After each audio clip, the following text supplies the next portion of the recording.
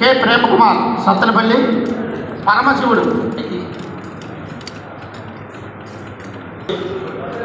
ప్రేమ్ కుమార్. నేను వేయబోయే పాత్ర పరమశివుడు. దక్ష ప్రజాపతిచే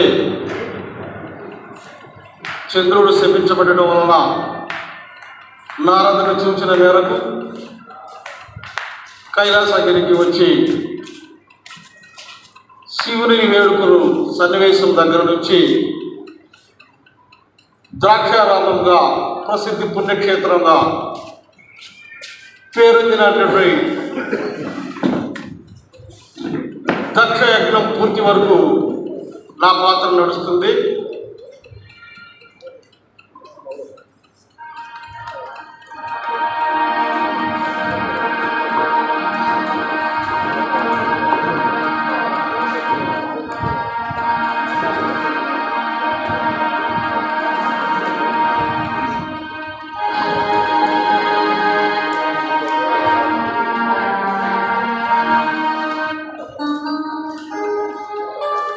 చంద్ర, పాదాక్రాంతుడు అయినావు. లెమ్ము లెమ్ము చంద్ర, లెమ్ము. లంకేశ్వరుడని, అర్ధనారీశ్వరుడని, కాశీ విశ్వేశ్వరుడని నా వర్ణాల్లో వివరించుతున్నావే. దీని ఆంతర్యమేమి? ఏమి అభయం ఇచ్చేంత వరకు కూడా లెగవనట్టున్నావా? శరణార్థిగా వచ్చినప్పుడు అభయం ఇచ్చుచుండమే కానీ అభ్యంతరం పడతలేదు కదా. లెమ్ము లెమ్ము చంద్ర. ఏమిటి, నువ్వు శాపగ్రస్తుడు అయినావా? క్షయవ్యాధితో బాధపడుతున్నావా? నిన్ను శాప విముక్తుడి చేస్తాను. అభయం ఇచ్చి మాట తప్పుట నా కర్తవ్యము కాదు. భవిష్యత్తు కాలంలో కూడా భర్త మార్కండేయులకు అభయం ఇచ్చి చివరి దశలో తన ప్రాణం యముడు తీయ ప్రయత్నించగా నా త్రిశూల ధాటికి యముడిని గాయపరిచింది. అది ఎప్పటికీ యముడికి గుర్తు. మరొక ధర్మదోనుడైన మహారాజు నియమముల చేత దానాధర్మములు చేయొచ్చు. ఒక మునీశ్వరుడి చేత శపించడం వలన చెడపురుగుగా ఉండి శాప విముక్తుని చేయవలసి వచ్చింది. నేను నీకు అభయమిస్తున్నాను. నీకు తప్పగా శాప విముక్తుని చేస్తాను. ఏమిటి? ఇంతకీ ఎవరి శాపము? చంద్ర, ఈ మాట నాకు ముందే ఎందుకు తెలపవాలి? దక్షుని శాపవచ్చు నాకు తెలియక నీకు అభయమిస్తున్నాను. కానీ దక్షుడికి మాట మందిస్తానని వాగ్దానం చేసుకున్నాను. ఎంత విషమ పరిస్థితి దాపురించినది! ఎంత విషమ పరిస్థితి దాపురించినది! అటు దక్షిణుడు వాక్కును వమ్ము చేయలేదు, ఇటు శరణార్థిగా వచ్చిన నిన్ను ఈ అభయమునకు అభ్యంతరపరచలేదు. అధ్యయ మార్గం ఒకటి ఆలోచించవలెను. చంద్ర, ఈ కైలాసగిరిలో మృత్యువు ఆహాకారాలు వినిపించవు. నీవు నా సన్నిధిలో ఉన్నచో దక్షుడి శాపము నీకు తగలదు. ఏమిటి?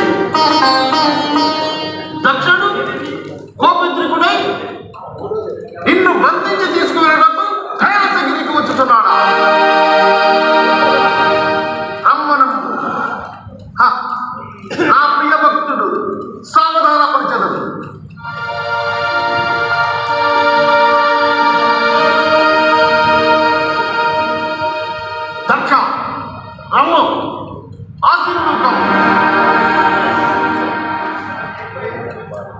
దక్ష ఆగ్రహించదు. ఏమిటి? చంద్రుని శాప విముక్తుని చేసి నా చెంత నిలుపుకొనుట అన్యాయమా? శిక్షించుటకు రక్షించుటకు దక్ష ప్రజాపతికి తప్ప నాకేమి పని అని అడుగుచున్నావా? నేనా వాగ్దానం నెరవేర్చుకుని ఫలము అని ప్రశ్నించుతున్నావా? నీచుడైన చంద్రుడిని శాప విముక్తుడు చేయడం అధర్మం అనుచున్నావా? ముమ్మాటికి కాదు దక్ష. భక్తులు చేసిన పొరపాటును క్షమించడం నా కర్తవ్యం. ఆగ్రహించకు దక్ష. శరణార్థి అయి వచ్చిన చంద్రునికి శాప విముక్తిని కలిగించాను అంతే తప్ప నీ మీద ఎటువంటి దురభిప్రాయం నాకు లేదు. మునుపటి వలె ఈ స్థానం నా మనస్సులో పదిలంగా సముచిత స్థానమే ఉన్నది. దక్ష ఏమిటి ఏమిటి దక్షాలు అంటున్నది? ఆగ్రహించుతున్నావు. నేను అసత్యం ఆడుతున్నానా? నేను నిన్ను అవమానపరిచానా? తప్పు. ఏమిటి? అల్పుడుకు ఆశ్రయించి అధికులను విడనాడుతున్నానా? అర్ధాత్మలో అల్పుడకు అధికులకు పాటించిన పాటి కాదు. ఆయనను చంద్రుని నీ కుమార్తె సౌఖ్యము తలచి చంద్రునికి శాప విముక్తుని చేశారు. ఏమిటి? నన్ను గదారణంలో నా దేహాన్ని కన్నకన్నమగా చేశారు. దక్ష కండ కావరముతో కళ్ళు మూసుకొని లాభాలే ఖర్చుతున్నావా? ఈ పాలకుని త్రిశూల దాటికి గురి కాకముందే పాదాక్రాంతుడు క్షమాపణ వేడుకో.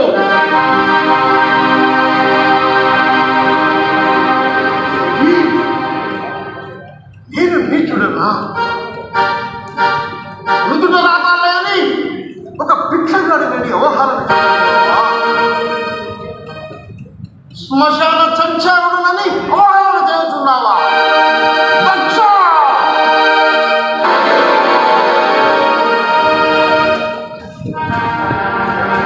ఈ వైకుంఠవాసి అడ్డు తగినచో నీకు ఇప్పుడు తగిన ఫలము అనుభవించదు.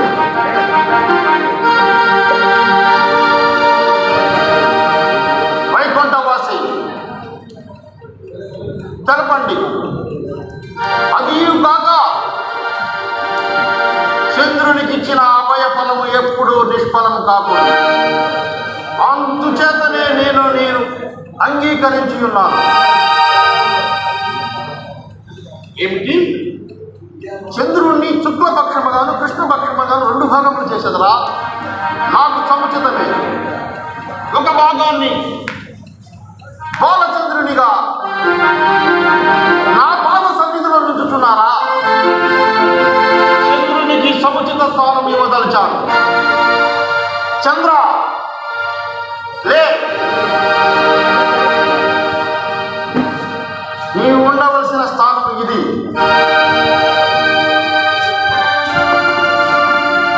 దక్ష అలనాడు దండకారణ్యంలో సప్త ఋషులు సప్త యాగం చేయదలిచినప్పుడు ఆ యాగంలో నన్ను అవమానించావు. మరొక్కమారు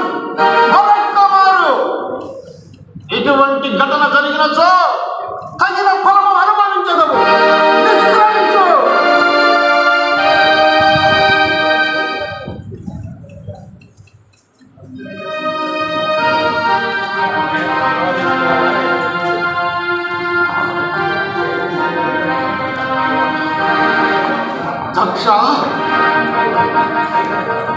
శ్మశాన చండాలుడనని నన్ను అవహేళన చేయుచున్నావా? దక్ష! నా మనసు అగ్నిజ్వాలలతో ప్రజ్వలిల్లుచున్నది.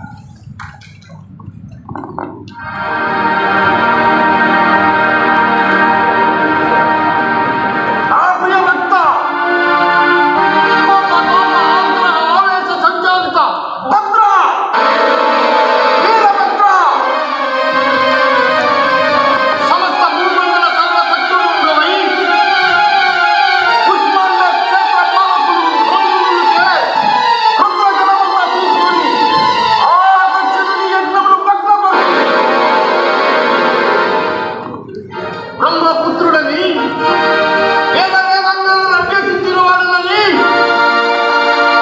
కొండ కావడంతో కళ్ళు మూసుకున్న దక్షుడిని సంహరించు. విశ్వాసఘాతుకుడైన చంద్రుడు క్షయవ్యాధి నుంచి రక్షించిన శ్యామయుక్తుడిని చేసిన నన్ను నిందించున్న ఆ చంద్రుణ్ణి పరిచి యజ్ఞములకు పూనుకున్న ఆ మునీశ్వరులందరినీ అంతముంచాయి. అనంతమైన అనన్యమైన శక్తులు నీకు ప్రసాదించుతున్నాను.